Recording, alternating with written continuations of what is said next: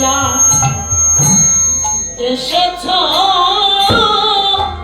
একলা যেতে হবে সঙ্গে তোকে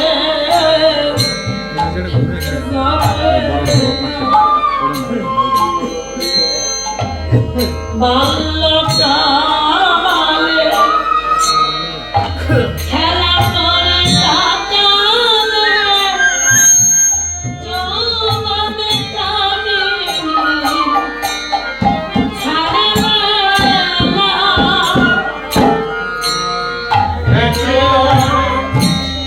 এসেছো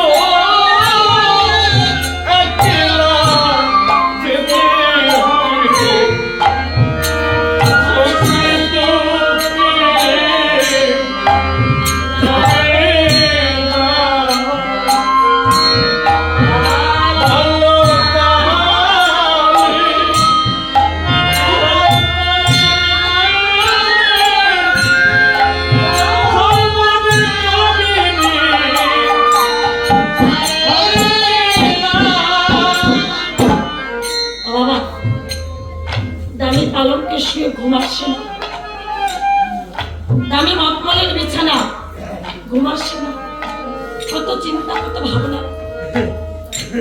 বাড়ি একটা করেছি ওতে আমার চলবে না, আর একটা করতে হবে। ব্যাংকে লক্ষ টাকা নয় আমাকে কোটি টাকা জমাতে হবে। স্ত্রী পুত্র কন্যা সবাইকে নিয়ে সুখে স্বাচ্ছন্দ্যে জীবন কাটাতে হবে। এই বিষয় বাসনার কথা ভাবতে ভাবতে সুখের নেশিতে ভাত হয়ে যায়।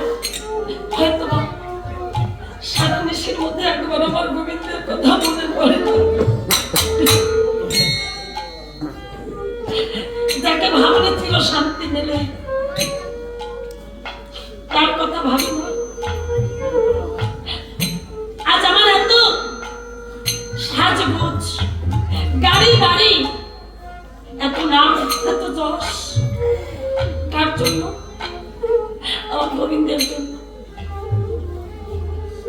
সে যদি না থাকতো তাহলে এত মান্নাদের একটা আধুনিক গাড়ি আছে, দিক ছিল, শেখাচ্ছিল, শুধু তুমি ছিলে না বলে আলো চলল না। ভাষা ছিল, কথা ছিল, শুধু কাছে ডাকলে না বলে মন কথা বলল না। এই আসল কথা আলার ব্যবস্থা বাবা। এর মেইন সুইচ কয়টা? একটা। সুইচটা যদি অফ করে দেওয়া হয় আলোগুলো নিভে যাবে, জায়গাটা অন্ধকার হয়ে যাবে। আমি চলছি, আমি বলছি, আমি দেখছি, আমি শুনছি, আমি গাইছি, আমি কাঁদছি, আমি হাসছি, কার জন্য? আমার গোবিন্দ আছে। ঈশ্বর আত্মারাম রূপে প্রত্যেকটি জীবের মধ্যে রয়েছে। সে যেদিন ত্যাগ করবে আমার চোখ থাকবে, এই চোখ দিয়ে আমি ভক্ত দর্শন করতে পারবো না। আমার চরণ থাকবে, আমি হেঁটে হেঁটে ভাগবতী আসরে আসতে পারবো না। আমার বক্ষ থাকবে, কিন্তু বক্ষ মাঝে আমি ভক্তকে জড়িয়ে ধরে প্রেম আলিঙ্গন করতে পারবো না। আমার হস্ত থাকবে, কিন্তু এই হাত দিয়ে ভক্তের চরণ তুমি ঘোরাতে পারবো না।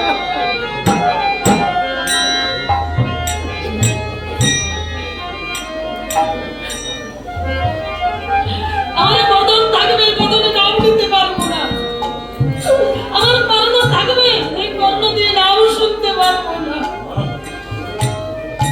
হে দয়াল হরি, তুমি আছো, তাই আমি আছি।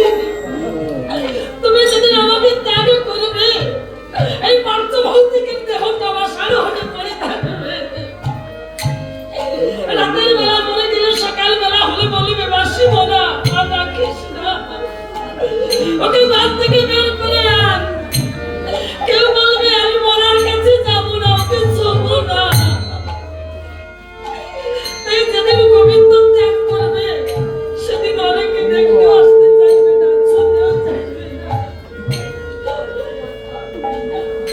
তাই আমার গোবিন্দ আছে বিদায় আজ আমার ভাগবতী আসরে এসেছি, ভক্ত সঙ্গে সাধু সঙ্গ করছি।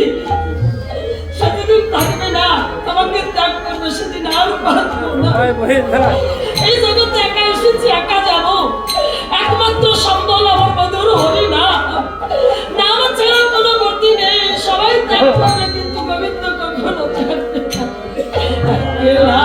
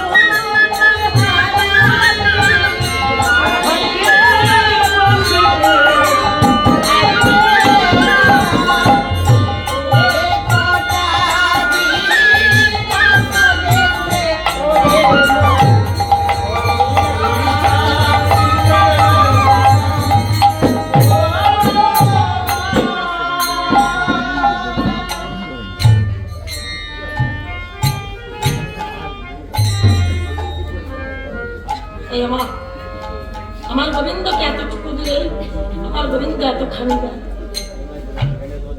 তাই আজ এই বদনে নাম নেওয়ার ক্ষমতা আছে, উচ্চস্বরে নাম নেব, এই হস্ত তোলার ক্ষমতা আছে। সারা জন্ম তো সংসারের জন্য তুললাম, যে কদিন থাকবো তুলতে হবে। তবে যে আমাকে এই সুন্দর মানব দেহটা দিয়ে জগতের বুকে পাঠালো,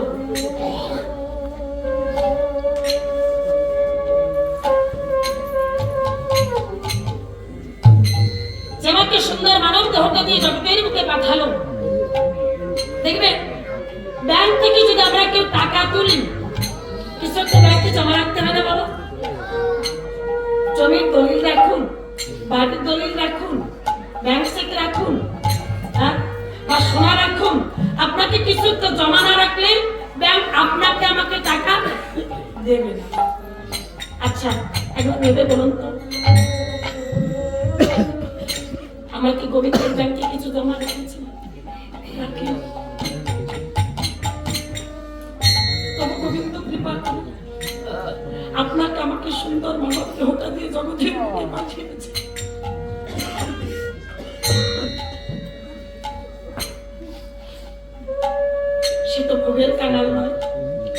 বুদ্ধির বড় খাবে,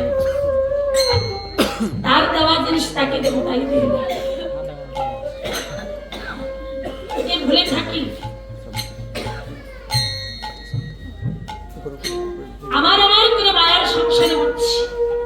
এই আমার অনিন্দ গোরা যে নাম নিয়ে এসেছে, উনি যে আচরিয়া এই পরিজনকে দেখিয়েছে যে নাম নিতে হয় কিভাবে, কিভাবে নামে প্রেমে মাতোয়ারা হয়ে কাঁদতে হয়। নাম নিয়ে যদি কেউ কাঁদবার মতো কাঁদতে পারে, আমার গোবিন্দ নিশ্চয়ই তাকে কৃপা করবে। তাই আমার গোরা নিজে আচরিয়া দেখিয়েছে কিভাবে নাম নিয়ে কাঁদতে হয়। নিজে হয়ে হরি বলে হরি বলে,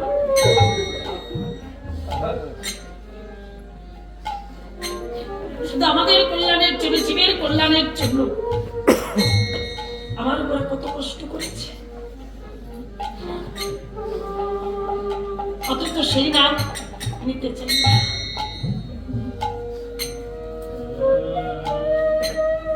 শ্রীবাসের আঙিনায় আমার গৌর সুন্দর নৃত্য করছে, শ্রীবাসের আঙিনায় নাচে গৌর বনমালী, ভক্তগণ সবাই মিলে বলো হরি।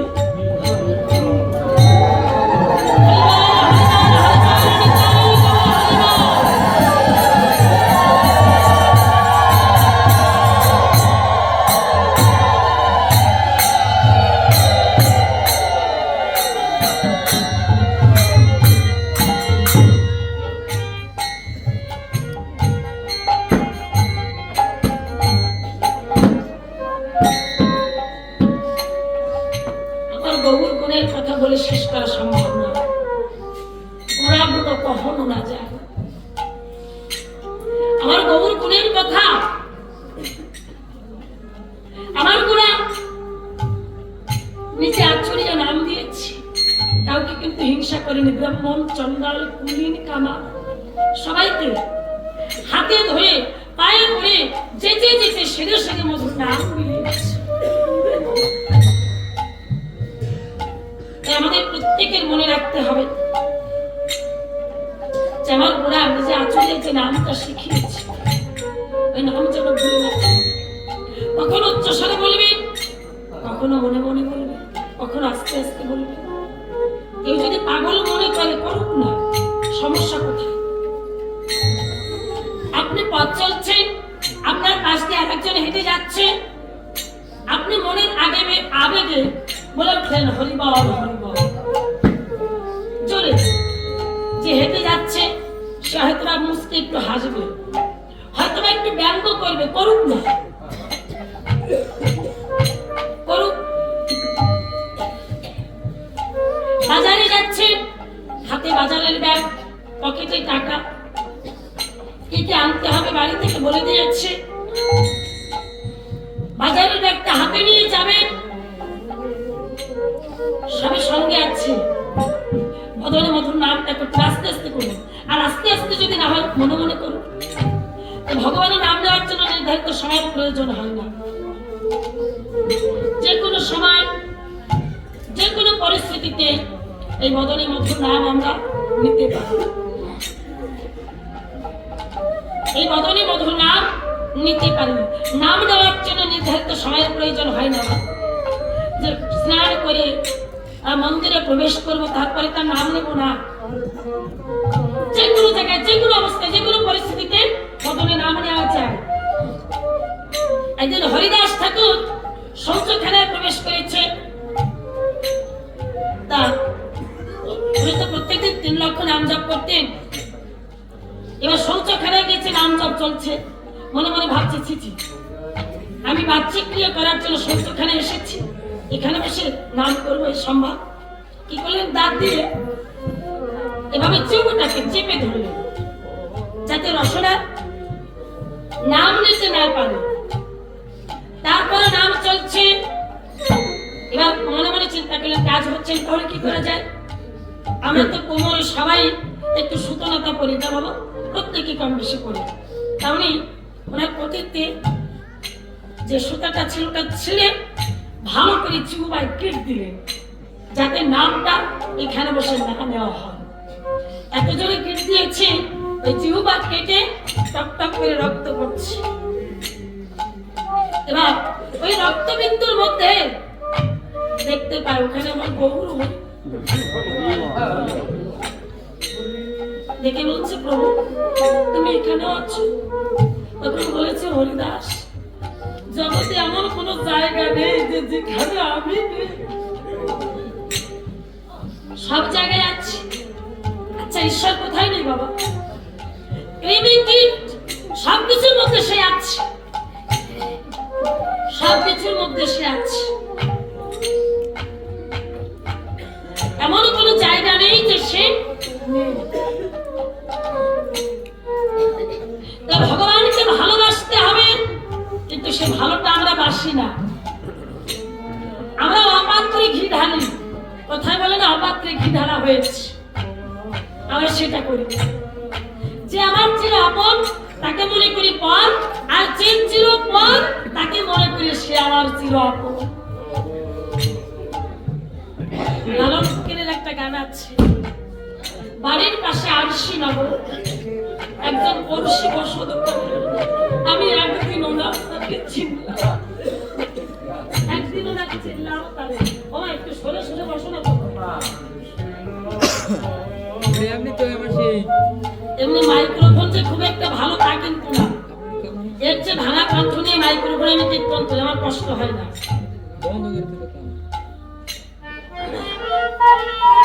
তারপর যখন ওইখানে আঘাত লাগে এটা খুব সম্ভব হয়।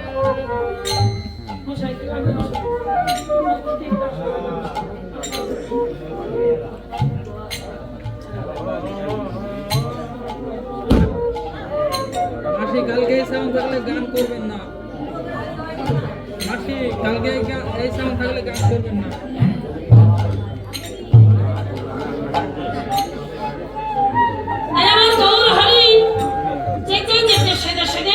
এই কলেজ যুগে তাদের মতো নাম মিলিয়েছি কেমন ভাবে, যাকে দেখে তাকে কহে কৃষ্ণ।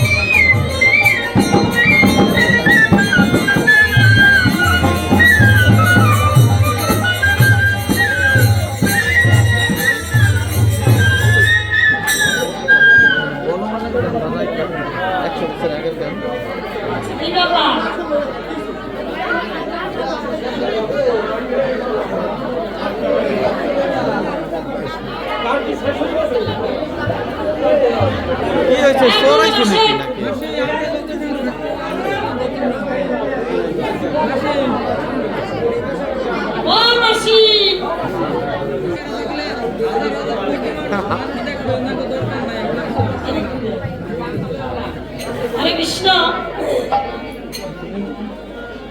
তাই আমার গোরা যে নাম দিয়েছে ওই নাম যেন ভুলে না যাই। আমি গৌরালোচনায় পর্যন্ত রেখে এক্ষুনি ভক্তচরিতে প্রবেশ করবো।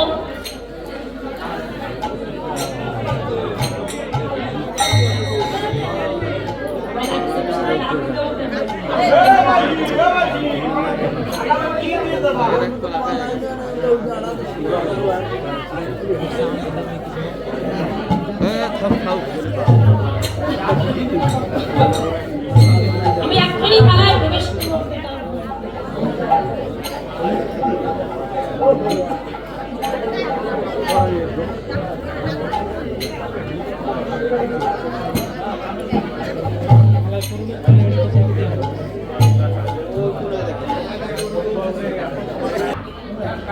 আমি সবার কাছে অনুরোধ করব আপনারা কথা বলবেন না, তবে কথা বললে তো হবে না।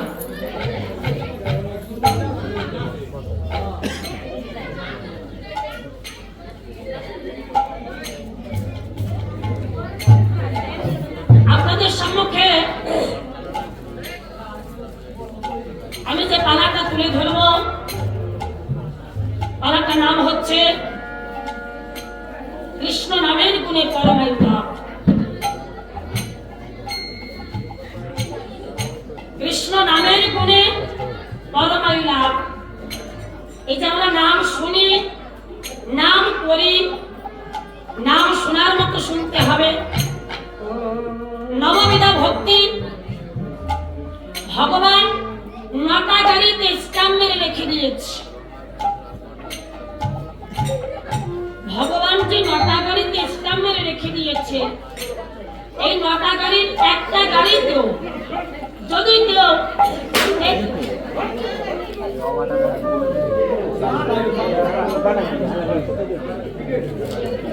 ভক্তি ভাবে কেউ চেপে বসতে পারে,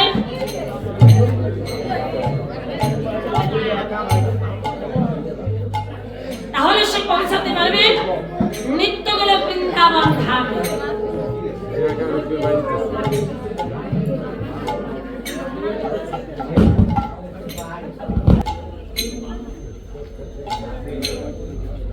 নটা গাড়িতে স্ট্যাম্প মেরে রেখে দিয়েছে, 9টা গাড়ি একটা গাড়িতেও যদি কেউ ভক্তিভাবে চেপে বসতে পারে তবে সে পৌঁছাতে পারবে নিত্যগুলো বৃন্দাবন ধাম।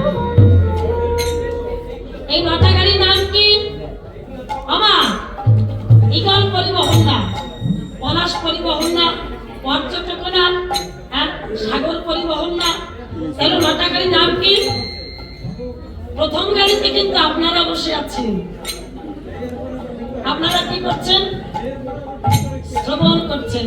অর্থাৎ নববিধা ভক্তি যে প্রথম গাড়িটা, প্রথমটা হচ্ছে শ্রবণ।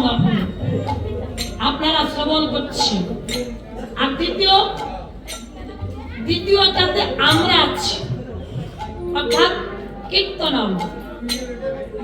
করছি। শ্রবণ, কীর্তন, স্মরণ, পূজন, বন্ধন, পরিচর্যা, দাস্য, সাক্ষ্য, আত্মনিবেদন। এই যে 9টা গাড়ি, এই যে নববিধা ভক্তি, এই নববিধা ভক্তির একটাকে যদি কেউ বসতে পারে চেপে, তবে নিশ্চয়ই সে ভগবান শ্রীহরির চরণ লাভ করবে। তার নিদর্শন আপনাদের সম্মুখে তুলে ধরব। আমাদের সনাতন ধর্মে বহু শাস্ত্র, এই শাস্ত্রে লক্ষ লক্ষ উদাহরণ আছে যে নামের গুণে নাম করে ভগবানকে লাভ করেছে। আমরা শুনি, আমরা বলি, শোনার মতো শুনি না, বলার মতো বলি না। এই নাম নিলে, নাম শ্রবণ করলে তাতেও কাজ হবে। অনিচ্ছাকৃত যদি নাম শোনা হয় তাহাতে পূর্ণ হয়। নামের কি গুণ? কৃষ্ণ নাম, হরি নাম, রাম নাম, প্রত্যেকটা নামে তাহিকা শক্তি আছে, প্রত্যেকটা নামের গুণ আছে। যদি রাম রাবণের যুদ্ধে যত রাক্ষস সেনা, বানর সেনা মরেছিল, রাবণ বধের পরে মা জানকীকে উদ্ধার করে দয়াল রামচন্দ্র যখন অযোধ্যায় ফিরবে, রণক্ষেত্রের দিকে তাকিয়ে দেখতে পায় বানরদের মৃতদেহ পড়ে আছে। ভগবান রামচন্দ্র ভাবলেন, ভাবেন ওরা তো বনের পশু, ওরা তোমার সীতাকে দেখে, ওরা আমার সীতাকে দেখেনি। মা বলে ডেকেছে আমাকে ভালোবেসে আমার সীতা উদ্ধারের জন্য ওরা প্রাণটা পর্যন্ত দিয়েছে। ওদের মৃতদেহটা এভাবে পড়ে থাকবে আর আমি জানকীকে নিয়ে অযোধ্যায় ফিরব? না না না, এ কি করে হবে? তখন ভগবান রামচন্দ্র দেবরাজ ইন্দ্রকে ডেকে বললেন, হে দেবরাজ ইন্দ্র, আপনি কৃপা করে অমৃত বাণী বর্ষণ করুন। কেন জানেন? ওরা বনের পশু, ওরা বনের পশু, ওরা আমাকে ভালোবেসে আমার চরণে ভক্তি অর্ঘ্য দিয়ে আমার সীতা উদ্ধারের জন্য আমার কষ্টটাকে তারা নিজের কষ্ট মনে করে এই যুদ্ধে তারা প্রাণ দিয়েছে। আমার সীতাকে মা বলে ডেকেছি, তাদের মৃতদেহটা এখানে পড়ে থাকবে আর আমি জানকীকে নিয়ে অযোধ্যায় ফিরব। আমার সীতাকে দর্শন করে ওদের জনককে আমার ধন্য করব। তাই আপনি কৃপা করে অমৃতবাণী বর্ষণ করুন। এই দেবরাজ ইন্দ্র কি করলেন? অমৃতবাণী বর্ষণ করলেন। যখন অমৃতবাণী বর্ষণ করলেন, ওই রণক্ষেত্রে রাক্ষসদের মৃতদেহ, বানরদের মৃতদেহ রয়েছে। যখন অমৃতবাণী বর্ষণ করলেন, এই অমৃতবাণীর গুণটা কি বাবা?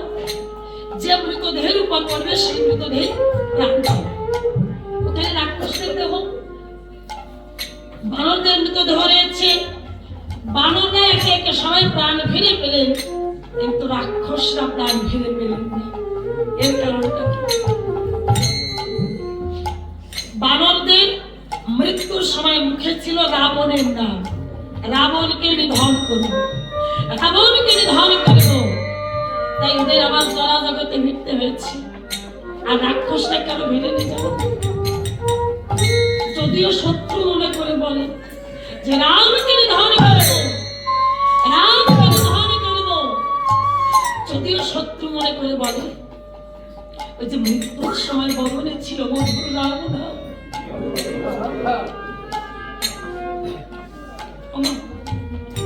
নামের কি গুণ দেখেছি? রাম নামের গুণে ওরা রাক্ষস জনম থেকে মুক্ত পেয়ে দিব্য দেহ ধারণ করে একান্তের সময় দিব্যের লোকে প্রবেশ করলেন।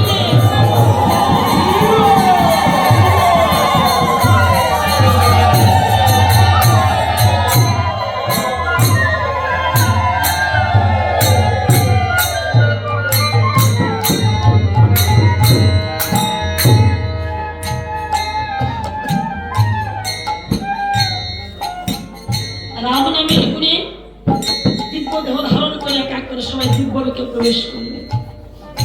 শত্রু মনে করে কিন্তু বলেছে রামকে নিধন করবো, রামকে, কিন্তু যে মৃত্যুর সময় যে নাম ছিল বদলে রামের, তার নামের এমনই গুণ, এমনই নায়িকা শক্তি।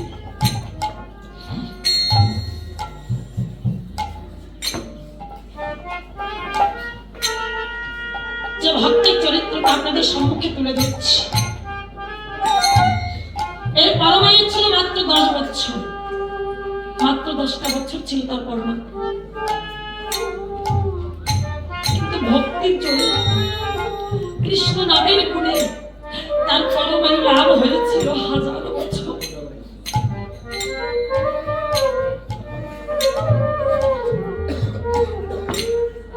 হাজার বছর